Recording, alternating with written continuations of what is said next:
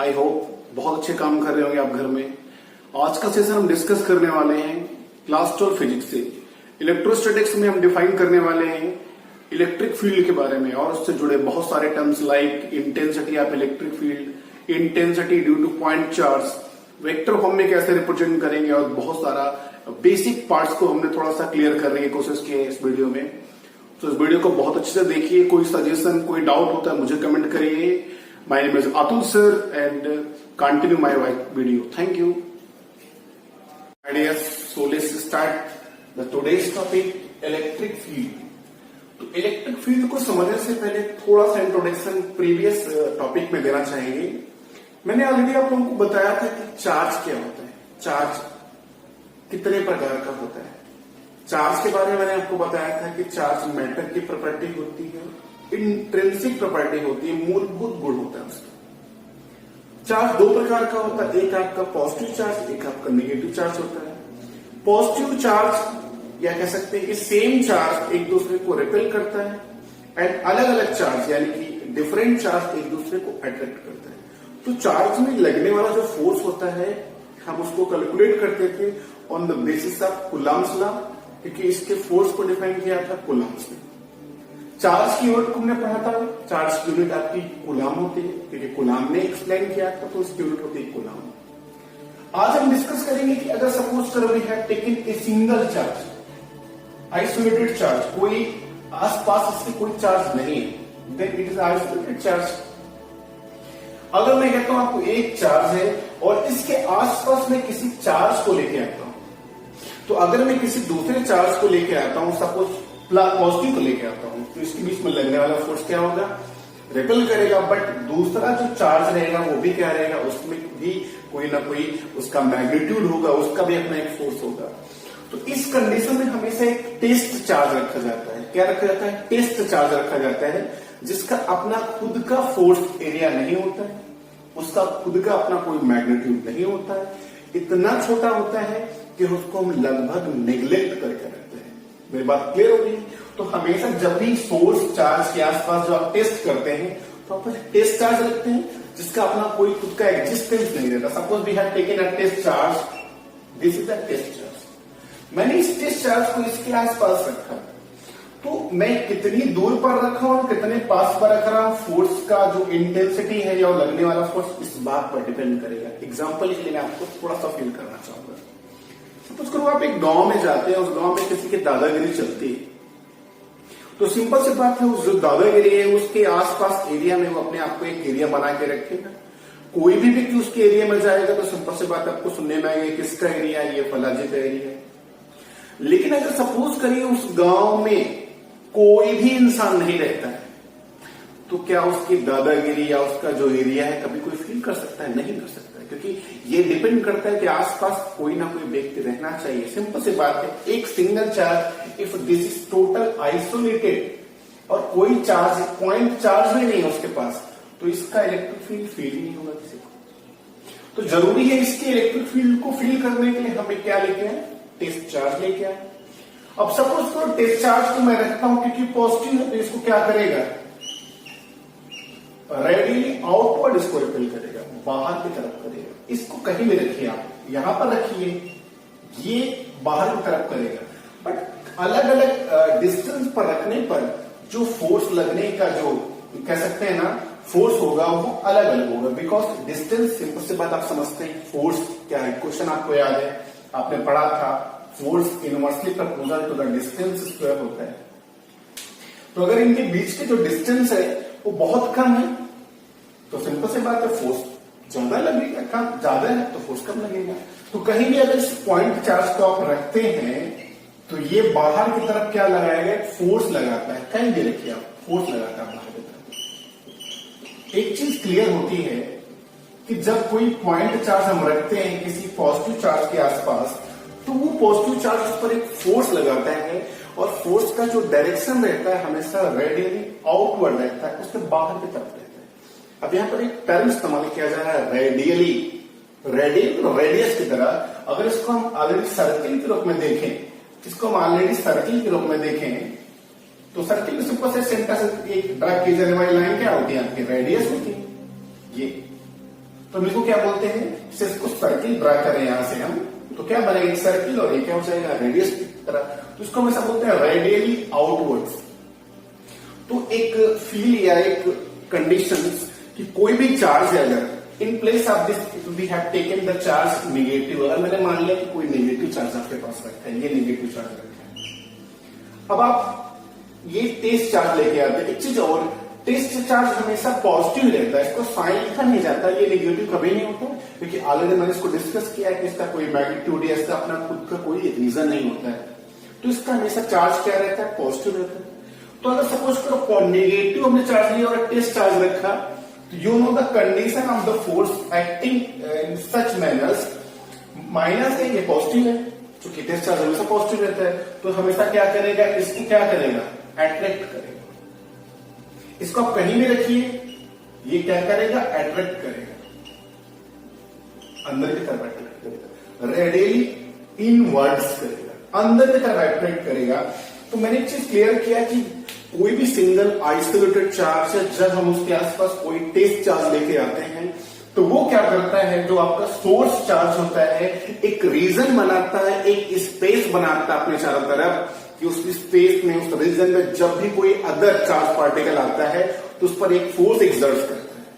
So the region of the charge where any other charge particle feel attraction और repulsion, this region is known as electric field.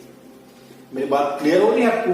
The region around any charge particle where any other charged particle feel attraction or repulsion, this is called electric field. You can write the definition: a region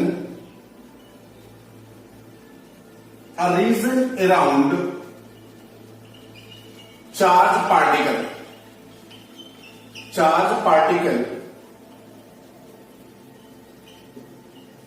a region around charged particle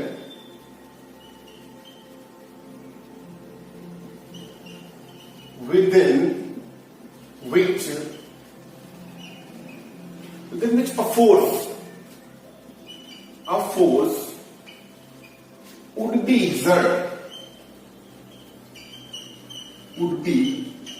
exerted, a force would be exerted किस पर करेगा, on other particle. You can take this definition, write कर सकते हैं इसको आप, a region around a charged particles within which a force would be exerted on other particle, and this region is known as the electric field. या definition को और भी write कर सकते हैं आप कि किसी भी चार्ज पार्टिकल का वो क्षेत्र, the region around charge particle where any other charge particle feel attraction और repulsion, this is known as the electric field. Clear हो गया आपको? इलेक्ट्रिक फील्ड हम इसे कहते हैं। तो रीजन और space around charge particle, you are clear, this is known as the electric field. तो एक चीज आप आगे देखिए, इलेक्ट्रिक फील्ड समझने के बाद हम क्या समझेंगे, इंटेंसिटी क्या होती है, यानी कि इसकी स्ट्रेंथ क्या होती है, किसी चार्ज पार्टिकल की किसी पॉइंट पर स्ट्रेंथ को हम कहते हैं intensity of electric field.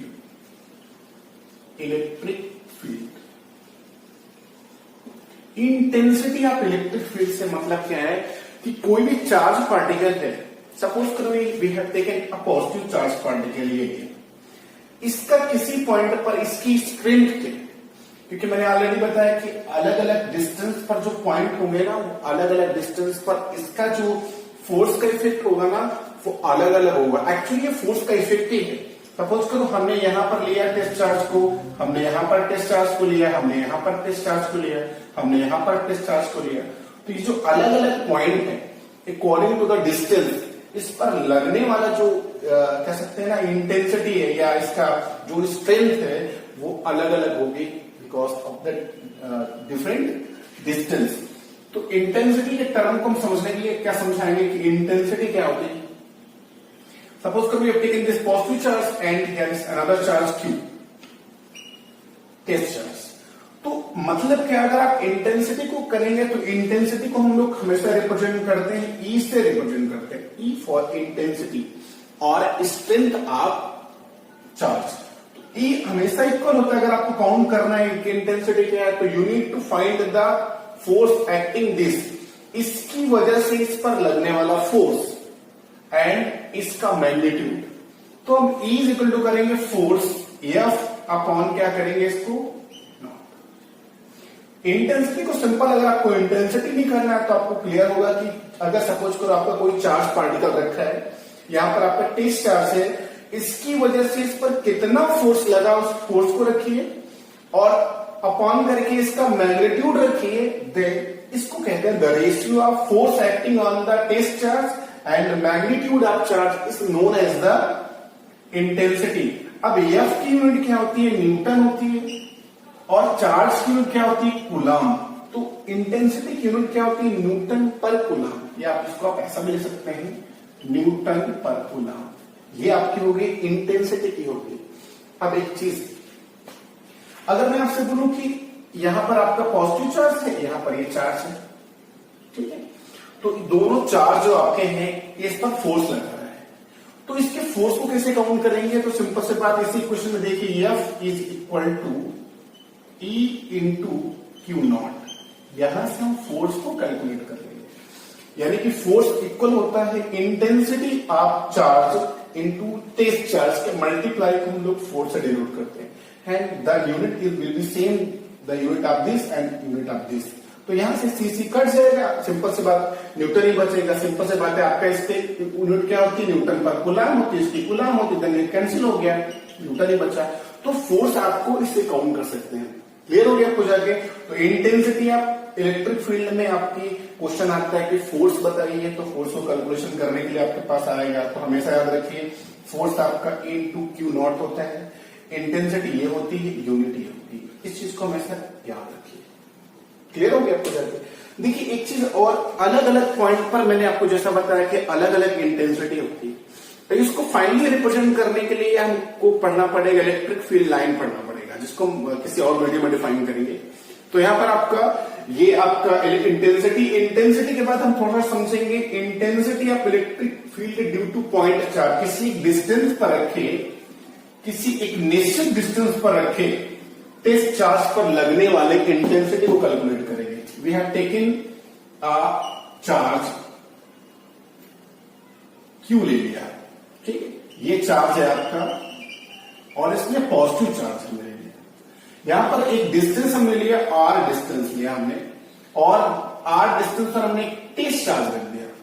Here I am calculating as a fixed distance. अभी हम बात कर रहे थे किसी एक डिस्टेंस पर रखिए तो उस पर लगने वाला इंटेंसिटी या उस पर लगने वाला फोर्स या उसके इलेक्ट्रिक फील्ड का मेजरमेंट कैसे करते हैं। यहां पर हमने लिया कि एक निश्चित डिस्टेंस पर आपका एक चार्ज पार्टिकल टेस्ट चार्ज रखा हुआ है। तो सबसे पहले you need to find the force acting this. देखिए एक चार्ज है, एक चार्ज है, दोनों चार्ज के बीच में लगने वाले फोर्स को कैलकुलेट करेंगे on the basis of Coulomb's law. तो कूलम्स लॉ कहता है F is equal to 1/4 pi epsilon naught, पहला चार्ज Q है इंटू दूसरा आपका Q नॉट अपॉन आपका R²। This is the value of force. ये फोर्स है आपका, कूलम्स लॉ से आपको ऑलरेडी पता है। लेकिन मुझे अभी मैंने पढ़ा कि इंटेंसिटी इज इक्वल टू क्या होता है, इंटेंसिटी इज इक्वल टू होता है F अपॉन होता है Q नॉट। तो F की वैल्यू को, इस वैल्यू को इस प्लेस में आप प्लेस कर दीजिए तो आपको मिलेगा क्या, E is equal to 1/4 pi epsilon 0 into R² Q into Q naught, और यहां पर एक Q नॉट था, Q नॉट ये कैंसिल हो गया इससे। तो आपके पास बचा क्या, E is equal to Q/4 pi epsilon into R²। This is the intensity of electric field due to point of charge at a fix distance. अगर किसी फिक्स डिस्टेंस पर कोई आपका टेस्ट चार्ज रखा हुआ है तो हम उसको क्या निकालेंगे, इंटेंसिटी निकालेंगे। तो आपके पास ये फॉर्मूला है। मेरी बात समझ में आ रही है आप लोगों को? कोई प्रॉब्लम तो कमेंट कर सकते हैं आप लोग। तो इंटेंसिटी निकालना है कि कोई आपका टेस्ट चार्ज आपका फिक्स पॉइंट पर रखा है, then you can find by this formula. E is equal to Q/4 pi epsilon 0 into R²। You know the value of 1/4 pi epsilon 0, आपको पता है ना, याद होगा, आपने पढ़ा होगा।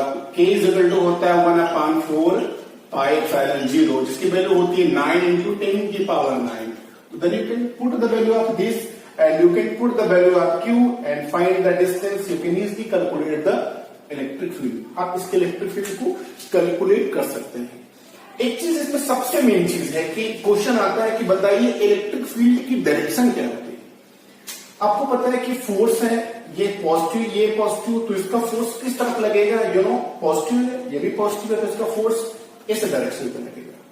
इसका फोर्स इस डायरेक्शन पर लगेगा, आउटवर्ड लगेगा, बाहर की तरफ लगेगा, क्योंकि ये पॉजिटिव है.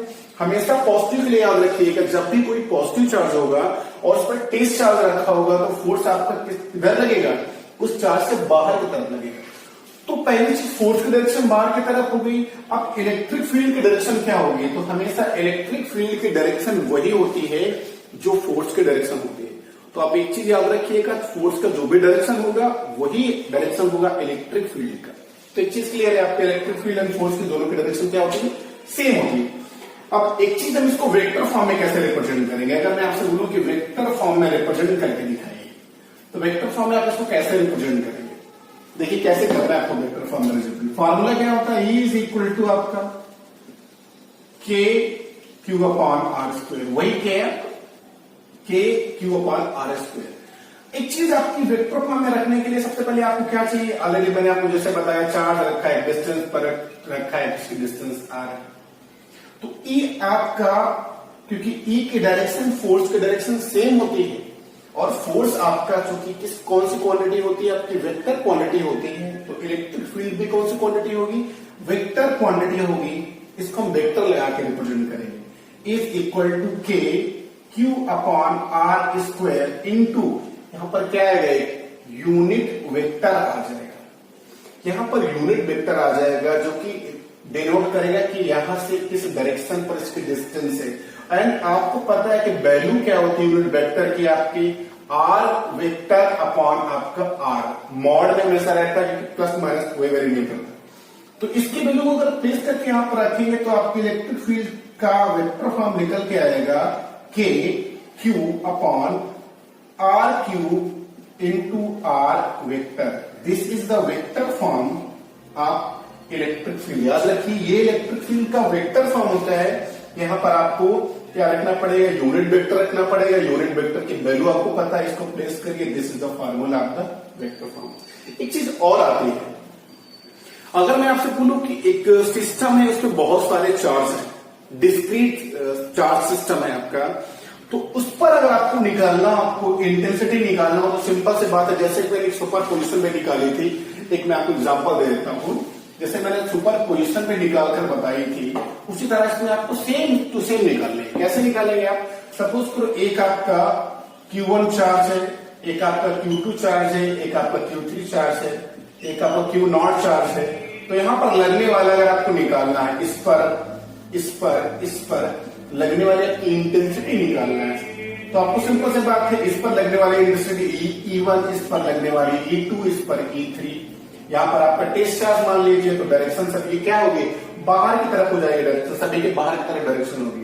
तो नेट E निकालने के लिए क्या करेंगे, E नेट निकालने के लिए क्या करेंगे, E1 plus E2 plus E3 dash EM, जितने भी सारे हों, then you need to do the vector sum of all things. सभी का वेक्टर सम करना है. ऑलरेडी मैंने आपको बताया कि वेक्टर फॉर्म में लिखा, इनको सबको वेक्टर सम करना है. मेरी बात समझ में आ रही है, सबको ऐड करिए, then you simply find the intensity of electric field due to the particle of charge, अलग अलग चार्ज पार्टिकल की वजह से. एक क्वेश्चन ले लेते हैं हम लोग छोटा सा. सपोज करो मैंने बोला कि एक आपका इलेक्ट्रॉन है, suppose we have taken electron. Electron के किसी डिस्टेंस पर मैंने मान लीजिए कि एक 1 मीटर के डिस्टेंस पर उसका जो इलेक्ट्रिक फील्ड होगा क्या होगा. मैंने एक इलेक्ट्रॉन लिया, मैंने कहा कि 1 मीटर के डिस्टेंस पर इसकी इलेक्ट्रिक फील्ड बताइए तो क्या होगा. इलेक्ट्रॉन पर चार्ज कितना होता है पता है आपको, इलेक्ट्रॉन पर चार्ज होता है 1.6 इंटू 10 की पावर -19 कूलम होता है.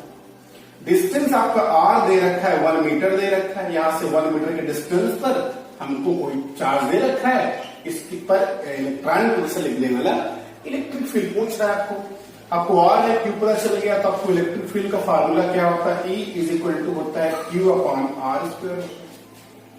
यहां पर K कांस्टेंट होता है, इसकी वैल्यू को पुट कर दीजिए। E is equal to K की वैल्यू होती है 9 इंटू 10 की पावर 9, Q की वैल्यू आपकी 1.6 इंटू 10 की पावर माइनस 19 अपॉन आर आपका 1 का स्क्वायर। सिंपल से बात है, 1 का स्क्वायर, इसको कैलकुलेट कर लीजिए, आपके पास वैल्यू आ जाएगी E इज इक्वल टू 10 की पावर 9 16 144 इंटू 10 की पावर, इसको माइनस करेंगे आप -10। This is the value of electric field. आप लोग एक बार कैलकुलेट कर लीजिएगा, ठीक है। ये आपकी value of electric field. Hi guys, तो आपने सीखा कि कैसे हम रिप्रेजेंट करेंगे इलेक्ट्रिक फील्ड को, कैसे समझाएंगे, कैसे हम इंटेंसिटी को समझाएंगे, कैसे उसको वेक्टर फॉर्म में रिप्रेजेंट करेंगे। आई होप आपको ये वीडियो बहुत अच्छा लगा होगा। कोई प्रॉब्लम, कोई डाउट अगर हो रही है आपको, then you can comment me. Next video में आपको दूंगा डिस्ट्रीब्यूशन ऑफ चार्ज। तो thank you for watching, have a nice day.